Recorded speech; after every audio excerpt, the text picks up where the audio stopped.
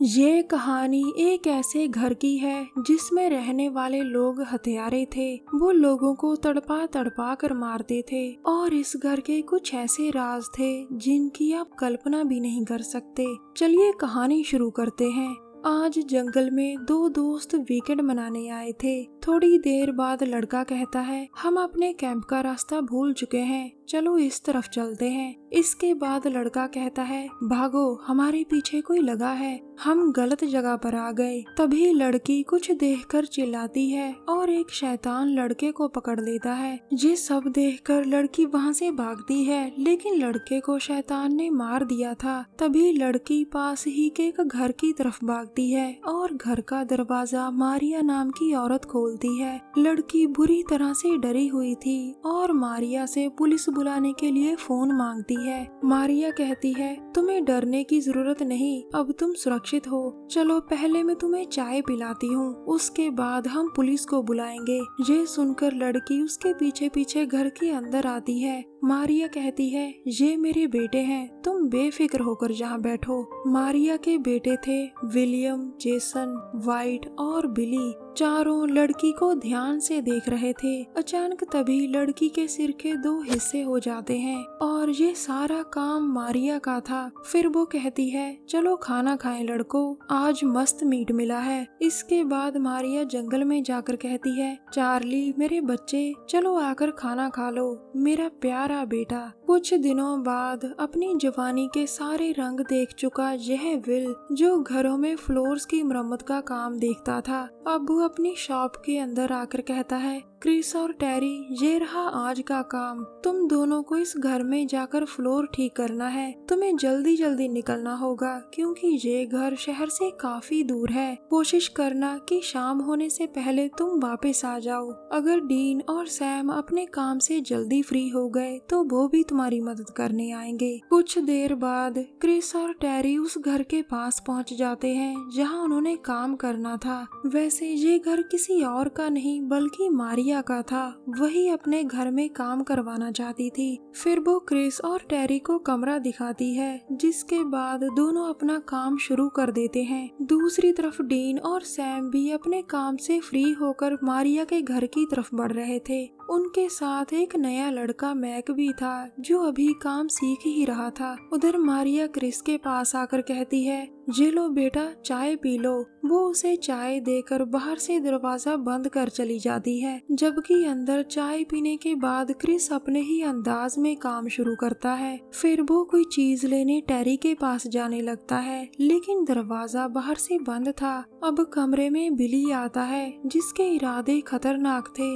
वो बिना कुछ कहे एक ही वार में क्रिस का नाक काट देता है। बेचारा क्रिस, उसे यकीन नहीं हो रहा था कि ये उसके साथ क्या हो गया। फिर वो वहाँ से भागता है, जबकि इन लोगों ने टेरी को भी पकड़ लिया था। क्रिस जल्दी जल्दी भागकर बाहर आता है, लेकिन उसकी गाड़ी लॉक थी। फिर वो जान बचाने के लिए जंगल की तरफ भागता है, जबकि विलियम उसके पीछे पीछे ही था। अब आता है जेसन और आते ही क्रिस का बेरहमी से शिकार करता है। जख्मी क्रिस तड़प रहा था और तभी विलियम उसका सिर काटकर उसका तड़पना बंद कर देता है। दूसरी तरफ घर के एक कमरे में टेरी को लाया जाता है। वाइट को बिल्कुल उम्मीद नहीं थी कि टेरी हिम्मती लड़की है। वो उसका मुकाबला करने की पूरी कोशिश करती है, लेकिन वाइट काफी ताकतवर था। टेरी फिर से उसका मुकाबला करती है और उसे किसी तरह जख्मी कर देती है। अब वाइट गुस्से में पागल हो चुका था और टेरी अपने दिमाग से काम लेकर उसे मार देती है। तभी मारिया आकर कहती है, ये तुमने ठीक नहीं किया लड़की। ये कहकर वो एक लिवर दबाती है, जिसके बाद टेरी एक तहखाने में गिरती है। अब मारिया कहती है, ये तहखाना चार्ली का है, वो यहीं रहता है, अब वो तुम्हें कच्चा खा जाएगा लड़की। ये कहकर वो तहखाना बंद कर देती है और तभी चार्ली को सामने देख टेरी डर कर बेहोश हो जाती है। कुछ देर बाद बिली क्रिस की गाड़ी को ठिकाने लगाने जाता है। मॉम विलियम और जैसन के साथ शॉपिंग करने जाती है। सभी के जाने के कुछ ही पलों बाद डीन और सैम वहां आ जाते हैं। वो आकर क्रिस और टेरी को पुकारते हैं, लेकिन कोई आवाज नहीं आती। इसके बाद दोनों घर के पिछले दरवाजे से अंदर आते हैं। उधर टेरी धीरे धीरे उठती है और उसके के सामने विशाल चार्ली अपना औजार ढूंढ रहा था। टेरी मौका देखकर वहाँ से भागती है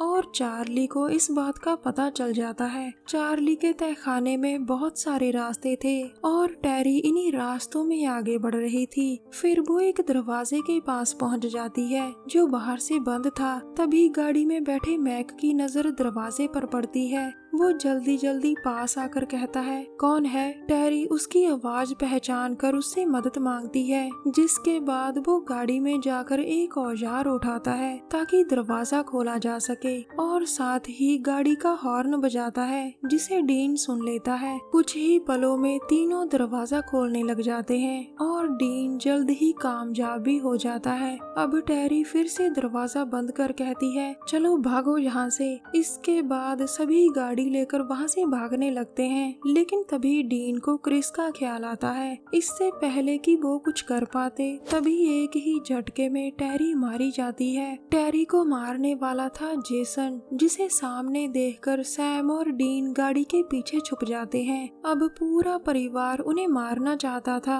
और वो दोनों घर के अंदर आ जाते हैं। डीन अपना टूल बॉक्स यहीं भूल गया था और वो उसमें से औजार निकालता है। अब दोनों भागते भागते एक कमरे में आ जाते हैं जिसके नीचे तहखाना बना हुआ था। अनजान डीन इस तहखाने में गिर जाता है और तभी मारिया आवाज सुनकर अंदर आती है। वो आकर नीचे देखती है जहाँ डीन खड़ा था। इसी बीच सैम मौका देखकर वहाँ से निकल जाता है। वो जल्दी जल्दी जहाँ से निकलना चाहता था, लेकिन तभी विलियम उसके पीछे आ जाता है। वो आकर उसे मारने की कोशिश करता है, लेकिन सैम भी अपनी जान खतरे में देखकर उसका मुकाबला करता है। अब आता है जेसन और उसके वार से गलती से विलियम मारा जाता है। अपने भाई की मौत के कारण वो अब पागल हो चुका था, मगर सैम जल्दी जल्दी भागकर दरवाजा बंद कर देता है। कुछ देर बाद टेरी की लाश को काटने से पहले मारिया कहती है, जाओ जाकर विलियम की लाश ठिकाने लगाओ। ये कहकर मारिया टेरी की लाश को काटने लग जाती है, जबकि सैम नीचे छुपा हुआ था। सच में मारिया शैतान की बेटी थी जिसने कुछ ही पलों में टेरी के अंग निकाल लिए थे।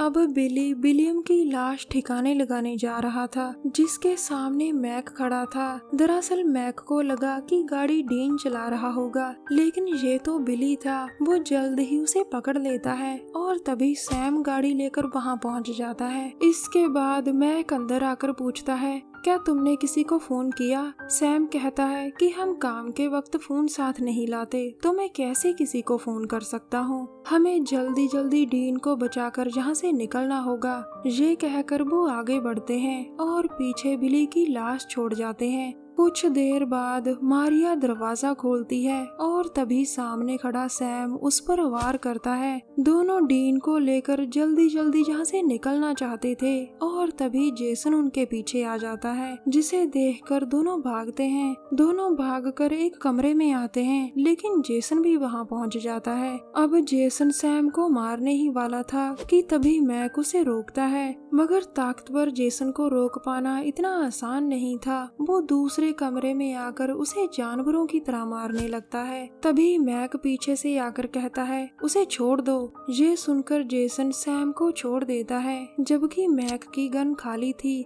जेसन अब मैक को मारने ही वाला था कि अचानक वो थम जाता है। दरअसल मैक के हाथ में जेसन की ही गन थी, जिसमें एक तीर बचा हुआ था। अचानक तभी मारिया आ जाती है और सैम उसे उठाकर नीचे फेंक देता है। कुछ ही देर बाद मैक और सैम उसी कमरे में थे जहाँ तहखाना था। तभी मैक को पीछे से मारिया मार देती है, जिसके बाद डरकर सैम नीचे तहखाने में गिर जाता है। फिर वो धीरे धीरे आगे बढ़ता है और उसके सामने चार्ली आ जाता है, जिसे देखकर कोई भी डर जाए। अब सैम की जान खतरे में थी और तभी डीन आकर उसे बचाता है, जिसके बाद दोनों दोस्त मिलकर उसे काफी मारते हैं। अब वो दोनों जल्दी जल्दी यहाँ से भाग रहे थे और चार्ली भी उनके पीछे लग चुका था। तभी मारिया चिल्लाती है, चार्ली तुम जहाँ भी हो अभी मेरे पास आओ, हमें जहाँ से जाना होगा। उधर डीन और सैम तय खाने से निकलकर एक नई जगह पर पहुंच जाते हैं। दरअसल ये जगह चार्ली की थी, वो यहीं का रहने वाला था।